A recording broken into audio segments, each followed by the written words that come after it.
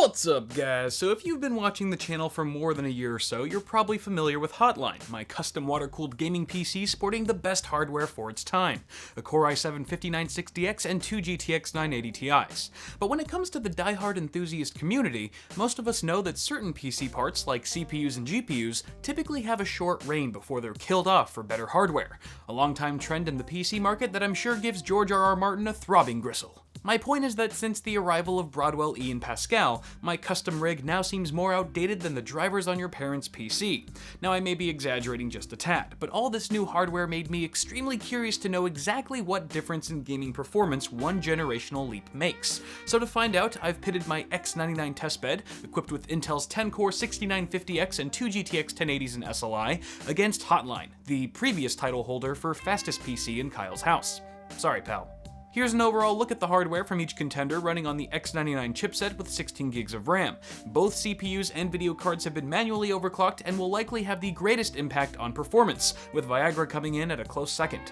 Now, I did want to mention that these benchmarks were run before I had access to a high bandwidth SLI bridge, so I used a rigid dual finger bridge on the GTX 1080s instead. While I haven't tested this for myself, a well-done video from Hardware Unboxed found that using two flex SLI bridges on two-way GTX 1080s yields the exact same performance gains found with the new high bandwidth bridge, so there's a good chance my rigid connector is more than adequate.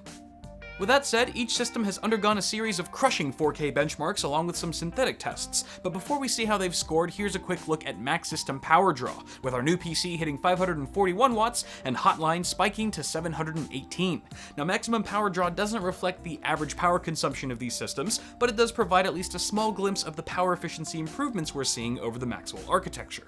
Good for you, Pascal. In 3D Mark Firestrike Ultra, the new system pulls ahead by a large margin, topping 10,000 points in both the overall and graphics score. Meanwhile, Hotline here looks sluggish in comparison, performing 27% slower than the competition.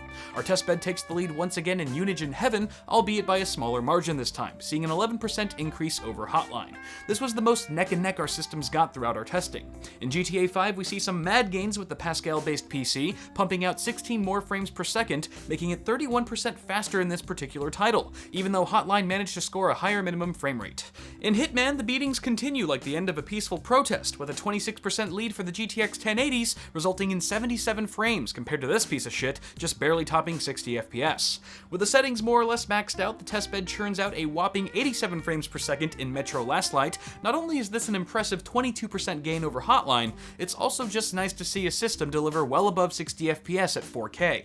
Our final game tested was Crysis 3, and as we saw in Metro Last Light, the new system performed 22% faster, topping 70 FPS with an impressive minimum frame rate of 53. Averaging the scores of all the real-world games tested today, our new PC was 25% faster than Hotline.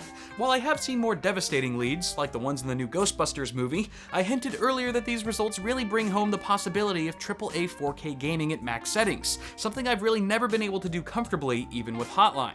Of course, all these extra gains come at a price, don't they? So when calculating the frames per dollar of each rig, I only included the cost of the CPUs and GPUs since, again, those parts have the greatest impact on our gaming performance. With the cheapest GTX 1080s priced online at $650 and the 6950X carrying an insane price tag of $1,650, our testbed managed a 0.18 frames per dollar in our testing. With the GTX 980 Ti priced as low as $480 and the 5960X at $1,015, Hotline scored an FPD of 0.23, a better value than the new rig by about 28%.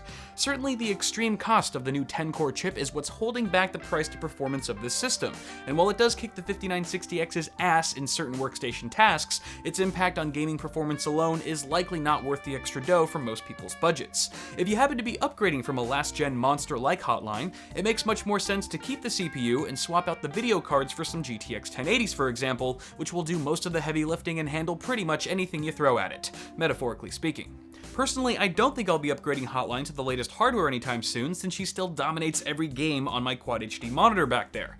But it is nice to know what kind of experience I can expect if I ever take the plunge. That is going to do it for now, guys, so let me know what you think of these results down below. And don't forget to toss me a like on this video if you enjoyed it. Before you guys go, check the description for newly restocked shirts and my Amazon affiliate link, which I legally can't tell you what to do with, nor can I stop you from using it however you like. As always, I'm Cal with Awesome Sauce Network for now. Thank you guys for watching. Subscribe to the channel for more tech stuff if you haven't already, and I'll see y'all in the next video.